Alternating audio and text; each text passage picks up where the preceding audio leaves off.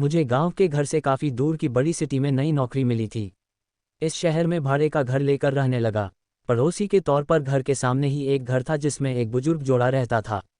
दोनों बिल्कुल अकेले थे, मतलब ना कोई बेटा, ना बेटी, ना नाती, ना पोते, यानी कि संयुक्त परिवार नहीं था।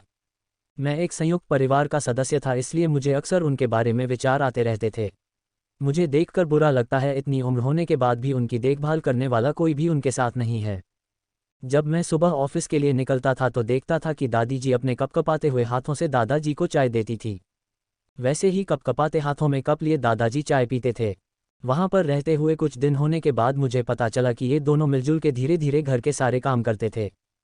कोई भी उनसे जाकर बात नहीं करता। इतने दिनों में मैंने उनकी आवाज़ तक नहीं सुनी थी। जब मैं शाम को ऑफिस से घर आता था तब दोनों को घर के आंगन में बैठा पाता था और उन दोनों के ही चेहरों पर थकान साफ साफ पड़ पाता था।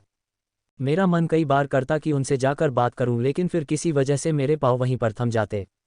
मैं जब जब उन्हें देखता था मुझे मेरे दादा दादी की बहुत याद आती और मैं घर पर फ़ोन लगाकर उनसे बात कर लिया करता।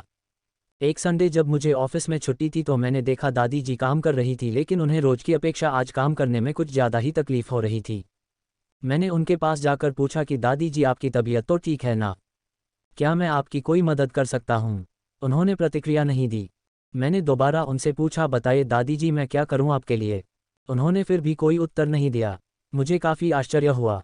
कुछ मिनटों बाद दादाजी वहाँ आए और वह भी कुछ नहीं बोले। मैंने ही बात को आगे बढ़ाते हुए कहा, मुझे लगता है कि दादी जी की तबीयत खराब है, इसलिए मैं यहाँ आया हूँ। मैं आपकी मदद करना चाहता हूँ, बताइए मैं कैसे आपकी मदद कर सकता हूँ? दादाजी इशारों से मुझसे बातें करने लगे। उन्होंने इशारों से मुझे बताया ये दादी जी सुन और बोल नहीं सकती। उन्होंने ये भी बताया कि वह खुद भी बोल नहीं सकते, वह सुन सकते हैं, मेरी बात समझ सकते हैं। उन्होंने इशारों से दादी से कुछ कहा और दादी ने मेरी तरफ देखकर मेरे माथे पर हाथ फेरा। मैं उन दोनों की तरफ देखते ही रहा और न जाने कब मेरे आंखों से आंसू बहने लगे।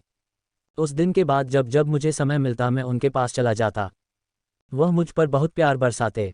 अब तो मुझे उनके इशारे की मीठी भाषा भी बहुत अच्छे से समझ में आने लगी थी।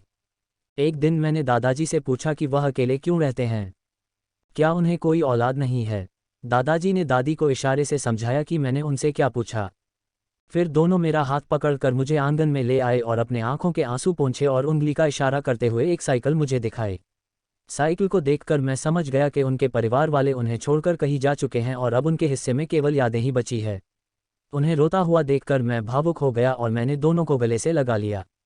उन्होंने मेरे ऊपर अपने सीने में सालों से बंद प्यार के बादलों से प्यार की इतनी बारिश कर दी कि मैं पूरी तरह उसमें भीग गया।